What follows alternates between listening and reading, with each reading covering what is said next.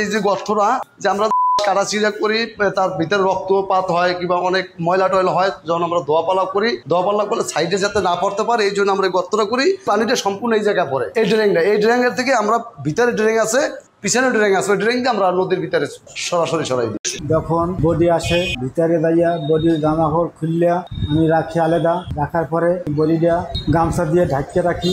ঢাকার পরে যখন ডাক্তার আসে গামছা উঠাইয়া অল বডি চেক হয় যে কোনো আঘাত আছে নাকি, কোনো মারধর আছে নাকি। চেক করার পরে এবার ডাক্তার সাহেব বলে ঠিক আছে কাজ শুরু করেন। কাজ শুরু করি, যদি কোনো আঘাত থাকে ওই জায়গাটা কাটি। কাটার পরে দেখি যদি আঘাত আছে স্যারকে বলি স্যার এই জায়গাটা আঘাত আছে। আবার প্রশ্ন করতে পারেন যে কীভাবে আঘাতটা হইলো, কেমনে বদলেন। ওটা একটা বাড়ির দিলে হাতে দুঃখ বা পিঠে দুঃখ মাথায় দুঃখ, ওটা একটা রক্তের হ্যামেজ থাকে, ওটাই বলতে হবে, ওটা বদলে নিতে হবে যে ওটা আঘাত। আর যখন ফ্রেশ জায়গা কাটি তা দেখা যায় ওখানে কোনো রক্ত আসে না, ওরা ফ্রেশ। এই থেকে চাকু বাগাইয়া নিস্তমে যাই, যাওয়ার পরে গরু যেরকম খালে ওরকম বুকটা খালি, খালার পরে আমি রিপ দিয়ে কাটি। কাটার পরে আমি দেখি heart, stomach, liver, kidney, lungs এগুলি ডাক্তারকে দেখাই। দেখানোর পরে ওরা দেখান শেষ। এরপর শেষ হওয়ার পরে হাত পার দিকে যাই যে কোনো আঘাত আছে নাকি, থাকলে তো আছে, না থাকলে তো নাই।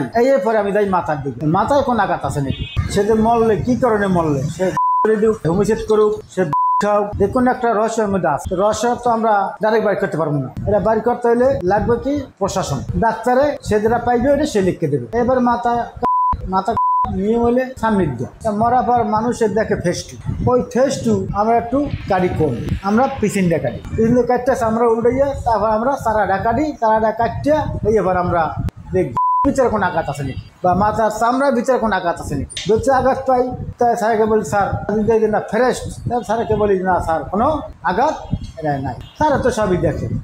এরপর আমরা এখানে চাকরি করি কিন্তু আমাদের সরকারি কোনো বেতন নেই। আছে সরকারি আছে ডুমগড়, সরকারের কোনো কর্মচারী এখানে নাই। আমার প্রধান হলো জাকির, তারও কোনো বেতন নেই। আমি তার সহকারী, আমারও কোনো বেতন নেই। আমার সাথে ডাক্তার থাকবে, আমার সাথে আরও লোক আছে, সহকারী হেরা থাকবে, আমার প্রধান দাখিলও থাকতে পারে। আমরা কয়েকজনই ভিতরে এমন আছে থাকি না। কিন্তু আমাদের এমন কিছু না যে অনেক লোকে ঢুকতে চায়, কিন্তু এরা ঢুকতে হইলে তাদের হার্ট লাগবে। তোর হার্ট হইলে নর্মাল এবং সাহসের সঙ্গে আছে, কিন্তু সাহস যারা আছে সে সব কিছু করতে পারে, যার সাহস নাই সে কিছুই করতে পারে না। হার্ট হইলে মেন। গরু তাহলে কী করে, হাত পা বাঁধবে, অমুক করে সমক করে। আর এত মৃত্যুদেহ, মৃত্যুদেহ এর ভিতরে আর কী থাকে, এর ভিতরে কিছুই থাকে না। মানুষের শ্বাস আর নিঃশ্বাস, গাড়ি কন বাড়ি কন সম্পদ কন আর কিছুই না। আমাদের পটুয়াখালী জেলায় ডুমগড় এখন নেশা চলে না, নেশা মুক্ত। নেশার মধ্যে শুধু নেশা হলে একটা সিগারেট একটা পান এলে নেশার পেশা, আমাদের কিছু লাগে না।